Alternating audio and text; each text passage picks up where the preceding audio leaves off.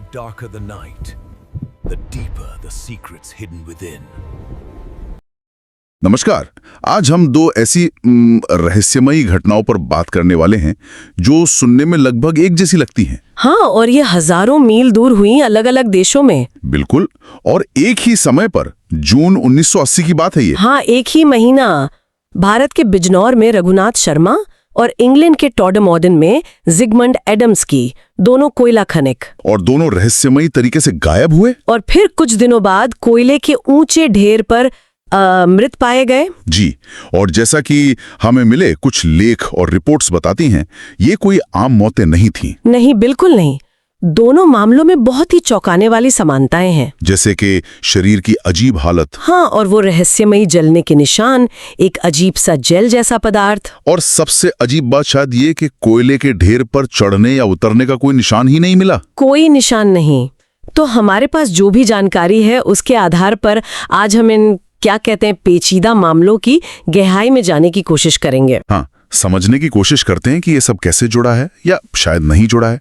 आखिर हुआ क्या था? चलिए शुरू करते हैं भारत से। बिजनौर। हाँ, जून 1980 की एक दोपहर, उत्तर प्रदेश के बिजनौर कस्बे के रघुनाथ शर्मा कोयला खदान में काम करते थे।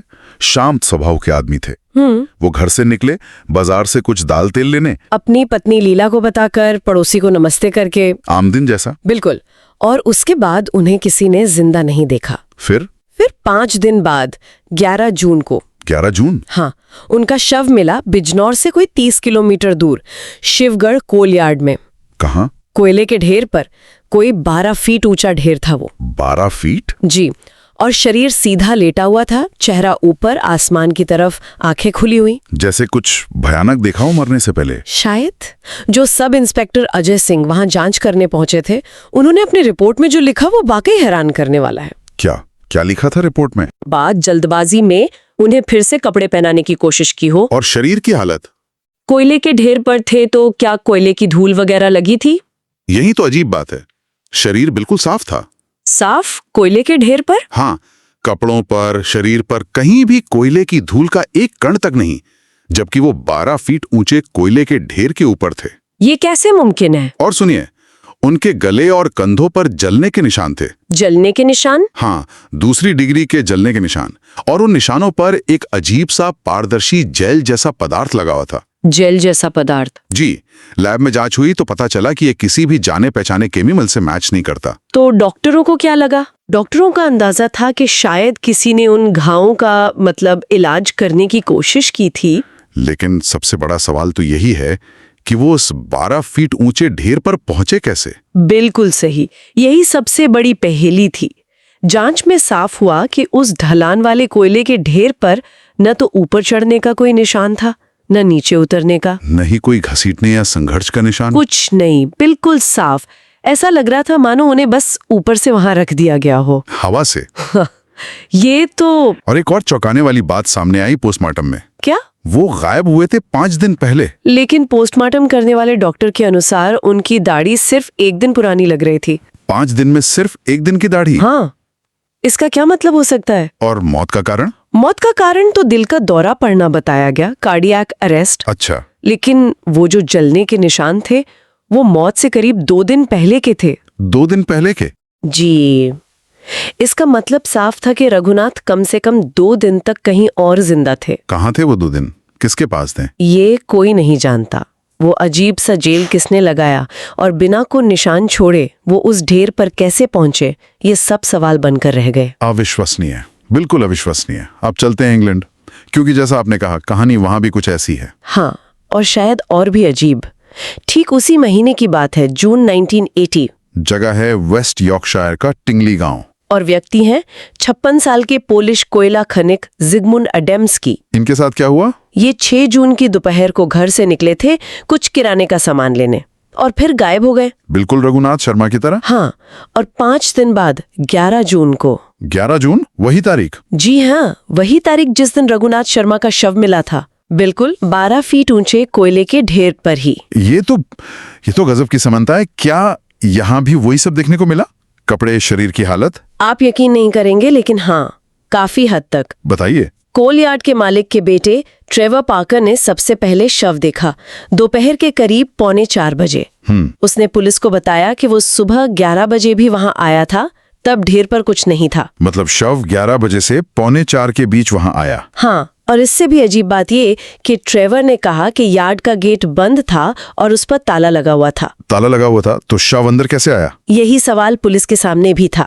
मौके पर जो कांस्टेबल पहुंचे, एलन गॉडफ्रे, उन्होंने जो देखा वो रघुराज शर्मा केस की लगभग कार्बन कॉपी थी। कैसे? एडम्सकी भी पीठ के बल लेटे थे, चेहरा आसमान की तरफ। और निशान, जलने के निशान थे? हाँ, उनके गले और कंधों के पिछले हिस्से पर दूसरी डिग्री के जलने के निशान, और उन पर भी वैसा ही एक अजीब अनजान जेल जैसा पदार्थ लगा था। वही जेल। से वही सवाल, क्या किसी ने इलाज करने की कोशिश की थी? और कपड़े, क्या वो भी साफ थे? हाँ, कोट के बटन गलत लगे हुए थे, पैंट और बेल्ट भी ठीक से बंद नहीं थे, जूते भी सही ढंग से नहीं पहने थे, बिल्कुल रघुनाथ शर्मा की तरह। और शरीर, क्या वो भी साफ था? एकदम साफ, जैसे नहा कर निकले हों।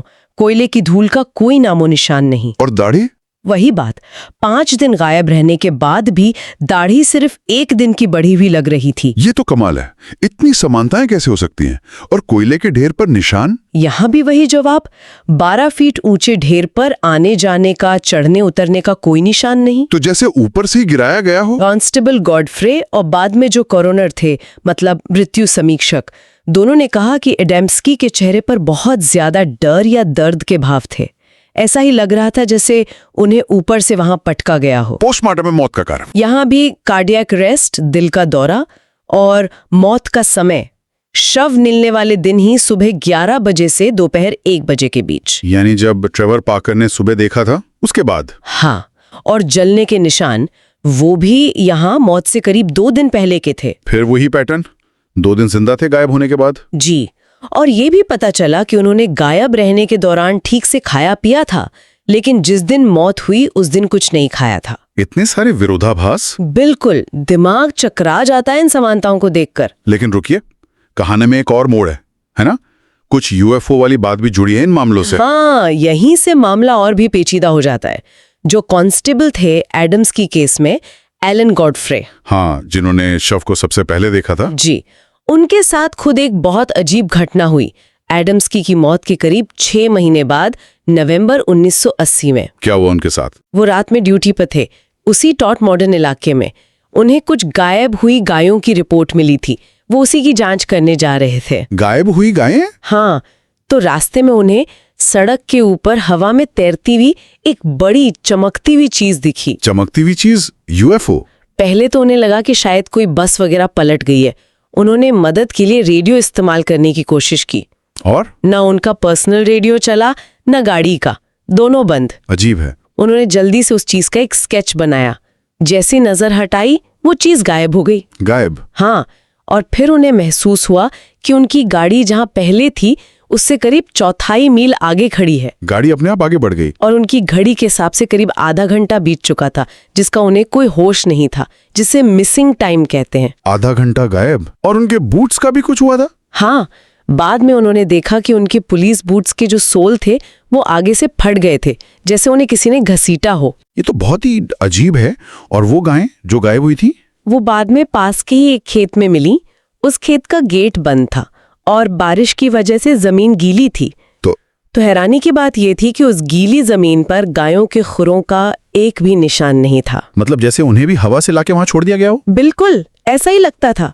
और ये टॉड मॉडर्न का इलाका वैसे भी यूएफओ देखे जाने की घटनाओं के लिए थोड़ा जाना जाता है। अविश्वसनीय। लेकिन क्या भारत में बिजनौर वाले मामले में भी ऐसा कुछ हुआ? यकीन करना मुश्किल है, लेकिन हाँ। सच में? हाँ, जो रघुनाथ शर्मा मामले के जांच अधिकारी थे, सब इंस्पेक्टर अजय सिंह, हाँ, उनके साथ भी करीब 6 महीने बाद बिल्कुल वैसी ही घटना घटी। नहीं, ये नहीं हो सकता। हुई। वो भी रात में ड्यूटी पर थे और सड़क पर गायब हुई गायों की खबर पर ही पहुंचे थे। फिर से गायब गायें? और उन्हें भी वो चमकती चीज दिखी। बिल्कुल, एक चमकती हुई गोल चीज हवा में तैरती हुई। उनका रेडियो भी बंद हो गया। रेडियो बंद? कि घड़ी से भी लगभग 30 मिनट गायब हैं। 30 मिनट गायब? ये तो हुबहू वही अनुभव है जो कांस्टेबल गॉडफ्री का था। हाँ, गायब होती गायें, चमकती चीज, रेडियो का फेल होना, गाड़ी का खिसकना, समय का गायब हो जाना, दोनों पुलिस अधिकारियों के साथ लगभग एक जैसा अनुभव उन मौतों के कुछ महीनों बाद। ये सारी बातें, शरीर का साफ होना, वो अनजान जेल, निशानों की कमी, दाढ़ी का कम बढ़ना और फिर पुलिस वालों के ये अनुभव, ये सब किस तरफ इशारा कर रहे थे? क्या ये एलियन अपहरण का मामला था? देखिए, ये सारे अजीब विवरण जब सामने आए, खासकर जब अखबारों वगैरह में छपे, तो एलियन अपहरण वाली थ्योरीज को तो हवा मिलनी ही थी। हाँ, लगना तो स्वाभाविक है। ऐसा लग रहा था जैसे कोई बाहरी, मतलब अलौकिक शक्ति इसके पीछे हो सकती है। लेकिन क्या कोई और ज्यादा जमीनी स्पष्टीकरण भी थे? हमारे स्रोतों में कुछ पारिवारिक झगड़ों का भी जिक्र है ना? हाँ बिल्कुल, सांसारिक स्पष्टीकरण भी सामने रखे गए। जैसे बिजनौर मामले में। बिजनौर में एक थ्योरी रघुनाथ शर्मा के घर में चल रहे एक पारिवारिक विवाद से जुड़ी थी। उनकी पत्नी लीला की एक रिश्तेदार थी, रीमा। वो अपने पति से झगड़ा करके शर्मा परिवार के साथ रहने आ गई थी। तो एक अंदाजा ये लगाया गया कि शायद उस रिश्तेदार रीमा के पति ने बदला लेने के लिए रघुनाथ को अगवा कर लिया हो। रघुनाथ को क्यों? झगड़ा तो पति पत्नी में था। शायद इसलिए कि वो उनके घर रह रही थी। थ्योरी ये थी कि उन्हें अगवा किया, प्रताड़ित किया, जिससे शायद वो जलने के निशान आए और फिर शायद हार्ट अटैक से उनकी मौत हो गई, तो घबराकर शव को कोलियार्ड में फेंक दिया। और एडम्स की मामले में वहां भी कोई पारिवारिक झगड़ा था? हाँ, वहां भी कुछ ऐसा ही एंगल था। एडम्सकी की भी एक महिला रिश्तेदार अपने पति से अलग होकर उनके साथ रह रही थी। अच्छा। और एक संस्था है यूके में, ब्रिटिश यूएफओ रिसर्च एसोसिएशन यानी ब्यूफोरा, जो ऐसी घटनाओं की जांच करती है। उन्होंने क्या पाया? उनकी जांच में ये बात भी सामने आई कि एडम्सकी अपनी धर्मपुत्री की शादी को लेकर भी उतने खुश नहीं थे जितना पहले बताया जा रहा था, क्योंकि परिवार में कुछ तनाव था। तो यहाँ क्या थ्योरी बनी? थ्योरी ये बनी कि शायद वो जो रिश्तेदार का पति था, उसने एडम्सकी को अगवा किया हो, कहीं छिपा कर रखा हो, शायद किसी शेड वगैरह में, और हो सकता है बैटरी एसिड जैसी किसी चीज से जलाया हो। Battery acid? हाँ, ये एक कयास था। और फिर जब उनकी मौत हो गई तो घबराकर शव को कोलयार्ड में फेंक दिया। लेकिन ये जो जमीनी स्पष्टीकरण है, क्या ये उन सारी अजीब बातों का जवाब दे पाते हैं? जैसे शव का उस ढेर पर बिना निशान छोड़े पहुंचना? यहीं पर आकर ये थ्योरीज आप कह सकते हैं कमजोर पड़ जाती हैं, जैसा हमारे स्रोत भी मानते हैं। हाँ, कई सवाल तो फिर भी रह जाते हैं। बिल्कुल, बहुत सारे सवाल। जैसे पहला कि शांत स्वभाव के रघुनाथ या एडम्सकी को ही क्यों निशाना बनाया गया? वो तो झगड़े में सीधे तौर पर शामिल नहीं लग रहे थे। सही बात है। दूसरा, और ये बहुत बड़ा सवाल है, कि अपहरणकर्ता 12 फीट ऊंचे कोयले के ढेर पर शवों को बिना कोई निशान छोड़े कैसे पहुंचा पाए? ये फिजिकली कैसे मुमकिन है? हाँ, ये समझना मुश्किल है। तीसरा, शवों को दिन के उजाले में इतनी खुली और अजीब जगह पर क्यों फेंका गया? अगर किसी ने मारा था तो छिपाने की कोशिश क्यों नहीं की? और एडम्सकी वाले केस में तो यार्ड पर ताला भी लगा था। हाँ, चौथा सवाल वही, कोई उस बंद और ताला लगे यार्ड में घुसा कैसे और निकला कैसे, वो भी बिना कोई सबूत छोड़े। पांचवा, वो अनजान जेल क्या था? अगर इरादा सिर्फ नुकसान पहुंचाना था तो फिर वो इलाज जैसी कोशिश क्यों की गई? हाँ, ये भी अजीब है। और आखिर में, इतने गंभीर मामले थे ये, हत्या या संदिग्ध मौत के, लेकिन कभी कोई गिरफ्तारी क्यों नहीं हुई? ना बिजनौर में, ना टॉडमॉर्टन में। तो ये संसारिक स्पष्टीकरण अधूरे लगते हैं। लेकिन क्या वो एलियन अपहरण वाली थ्योरी पूरी तरह फिट बैठ ली है?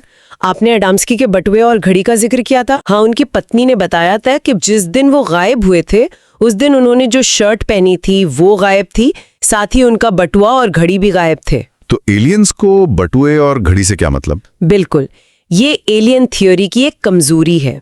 वो इन चीजों का क्या करेंगे? और अगर एलियंस का इरादा नुकसान पहुंचाना नहीं था, तो फिर वो जलने के निशान क्यों थे? सही सवाल। और उन्होंने शवों को ऐसी अजीब सार्वजनिक जगहों पर क्यों छोड़ा?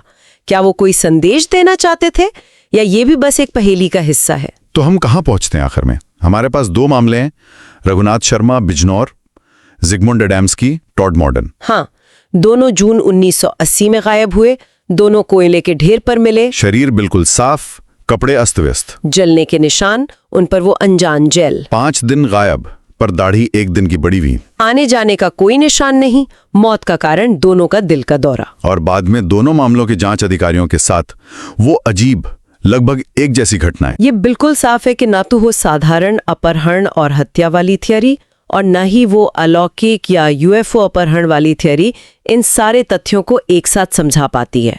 हर थियरी में कुछ न कुछ कमी रह जाती है। हाँ, जो जानकारी के टुकड़े हैं वो आपस में जुड़कर कोई एक पूरी तस्वीर नहीं बनाते, बल्कि और ज्यादा सवाल खड़े करते हैं। कोई भी थ्योरी इन सारे विरोधाभासों का जवाब नहीं दे पाती। 4 दशक से ज्यादा हो गए हैं और ये मामले आज भी अनसुलझे हैं। और ये सिर्फ किस्से कहानियां नहीं हैं, इनके पीछे असली लोग थे, उनके परिवार थे। बिल्कुल। एक स्रोत में लिखा था कि रघुनाथ की पत्नी लीला उस हादसे के बाद कभी मुस्कुराई नहीं। सोचिए परिवारों पर क्या बीती होगी। हाँ, तो चाहे जवाब जमीनी हो या आसमान से परे, सच तो यही है कि जो तथ्य हमारे पास है वो किसी भी सीधी साधी कहानी में फिट नहीं बैठते। विरोधाभास बने रहते हैं और रहस्य शायद और गहराता जाता है। तो आखिर में सोचने के लिए एक सवाल छोड़ जाते हैं, क्या यह सिर्फ एक भयानक इत्तेफाक था कि हजारों मील दूर एक ही महीने में 2 कोयला खनिकों के साथ इतनी मिलती जुलती, इतनी अजीब घटनाएं घटी? या फिर ये किसी ऐसी बड़ी अनजानी पहेली के बिखरे हुए टुकड़े हैं जिसे हम अभी तक समझ नहीं पाए हैं? क्या रघुनाथ शर्मा और जिगमंड एडम्स्की की नियति के बीच कोई कनेक्शन था? अगर था तो क्या था? यह सवाल शायद हमेशा एक रहस्य ही बना रहेगा।